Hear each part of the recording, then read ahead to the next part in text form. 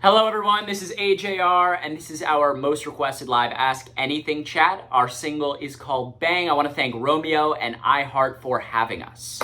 Let's begin. Kendra from Albany, New York. No, it doesn't need to be that time. How have you and your family been during the pandemic?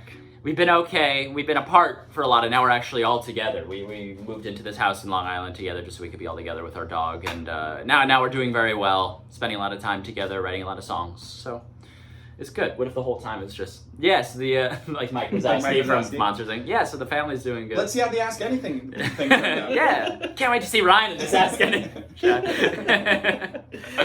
Kaylee from Nottingham. Is that where Robin Hood's from? Are you thinking of...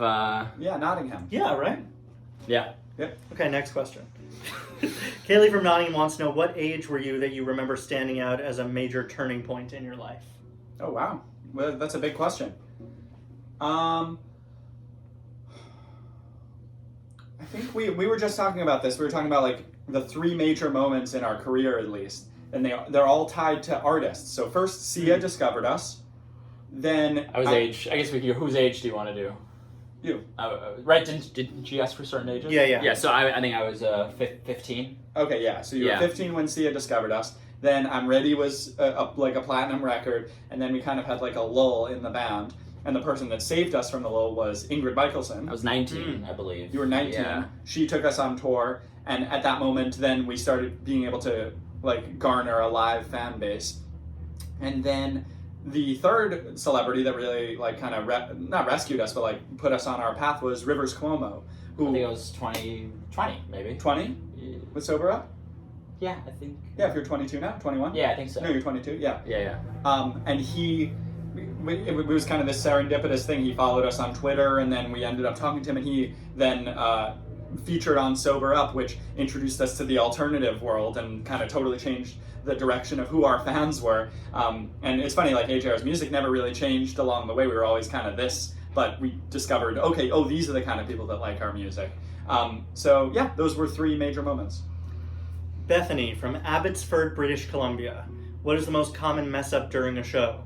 Lyrics, forgetting to transpose the piano, timing. She gives a bunch of examples. That feels real. That It's a feels multiple personal. choice question. There seems like an obvious answer there. I've only forgotten to transpose my piano, I think once. I don't remember the exact situation, but I remember looking at you and be like continue. And at that time, I was forgetting all of my lyrics. Oh. And then Adam's bass broke in half. Then, My timing was really... I wasn't even at the show. I forgot the show. No, I think it's forgetting lyrics. There's no question about it. Every show I'll forget at least one or two lyrics for sure.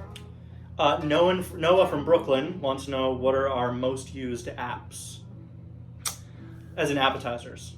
No, that's not most used app. I'm assuming he means appetizers. That's not what he means. I've been using this movie app, Letterboxd, recently. That sort of has like, it goes year by year. Because I'm like, you run out of movies, to watch, so you need to find new ones. It goes year by year, and it shows every single movie from like most popular, least popular, like released that year. So if you want a new movie, you just go on there and try to find it. Super boring. Kayla from Orleans, Massachusetts wants to know, you have mentioned that you are big Broadway and theater fans. What is your favorite show that you've seen? I think it's Les Mis for all of us, right? Yeah.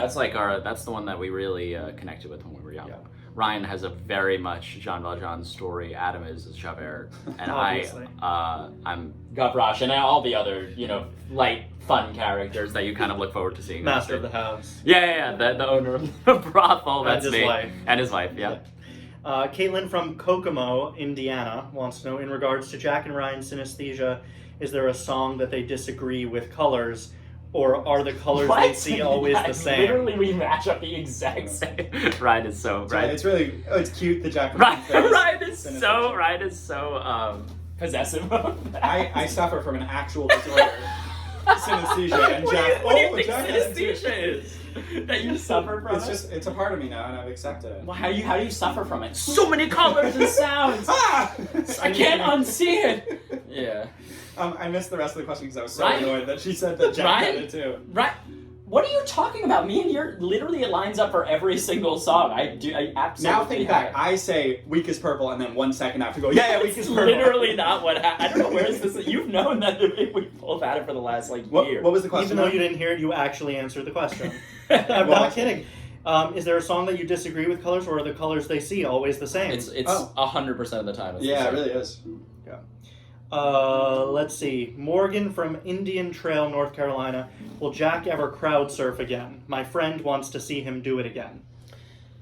Will you do it for her friend? Why don't I do it anymore? Oh, I stopped doing it because we started having this like outro, this like big finale on stage, and if I would have crowd surfed, I wouldn't have gotten back up on time to do it. I guess I don't want to be too specific in case anyone comes to see us on the next tour, because we'll probably end up doing it. But Yeah, maybe for festivals. at some point, it's super dangerous. There've been I've done a couple somersaults and my neck hurts. Also, people, they steal things out of, like they've stolen my hat a couple times, I think the mic once, my pack came out a couple times. So it's definitely a dangerous game. I'll probably end up doing it again though. Tatiana from Brooklyn wants to know, how will you practice self-care during your next album/tour cycle? That's been a huge thing that we've learned. Neo Theater was really hard for us to write. It took a lot of like exasperation, because I remember every day we used to wake up and just kind of be in a bad mood because we were like, oh, we only have 5 songs for the album, and now we only have 6 songs for them. We just felt like pretty negative about it, and it turned into an album that we're really proud of. But we kind of looked back, we were like, that wasn't worth all of the pain, and so we're kind of putting less pressure on ourselves with this album in terms of like, let's sit today, and if the song comes to us, great. If it doesn't, let's take a deep breath. I think that's the biggest thing we've learned, that like, we don't need to be killing ourselves, and our hair doesn't need to be turning gray in order to make these albums. We can make great albums and also also have a good life. You should have seen Ryan at the end of Neo Theater. 80-year-old man, he looked like. His hair turned so gray. So what they think of the album? It was worth it, though. Number 1 alternative. You look like one of the monsters from Spy Kids when you do that. Oh, yeah. Right? Yeah. Braden from San Diego. What is the name of the next album and what is the release date? that did sound like, even if you hadn't read it aggressive, it would have been like, it definitely was written aggressively. Come on. There is not even a funny answer for that. Next one. You're not getting it now. Natalie from Birmingham, Alabama. If you already knew the answer would be yes, what's one thing you would ask for? Whoa. Oh, interesting. Wait. It's like if you knew you were going to get it, then what would you wish for? I mean, like, I don't know. How small or You were big acting can like this it was be? so obvious. Anything. It's like if you had any wish, what would it A be? swimming pool. Okay. I'm trying to. Why are you so disappointed? But it's not that difficult. No, a peace on Earth. Oh, That's what I'm I thought saying. she was talking about physical things, like if someone could hand something to you. Oh. You want a pea- piece of the earth? No, a pea on Earth. Like one green pea from the Earth. It didn't have to be like the one that you asked up. Natalie from Birdsharo, PA, wants to know, who's your favorite character from The Office? The IT guy.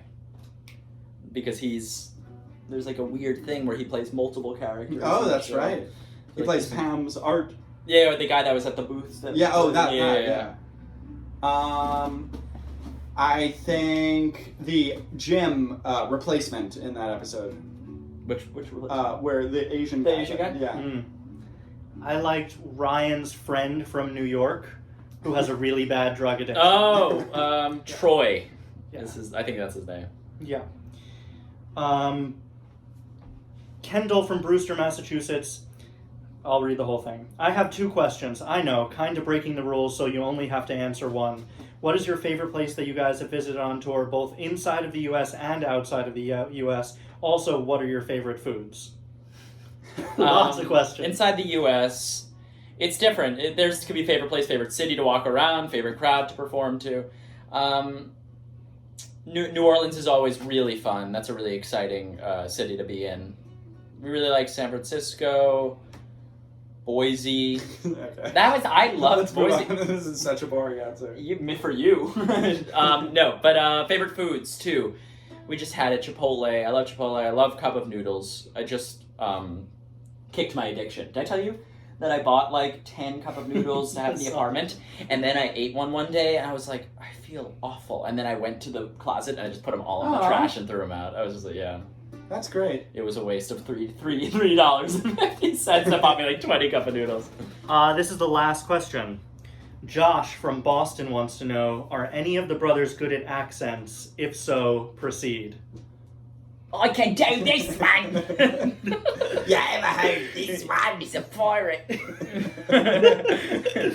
Yeah, I could do a lot of accents. I can definitely, I get around the world. I think I could definitely go from. If Jack has one skill, it's being able to hear someone talk and then. I could definitely replicate just about any accent on Earth. I could do.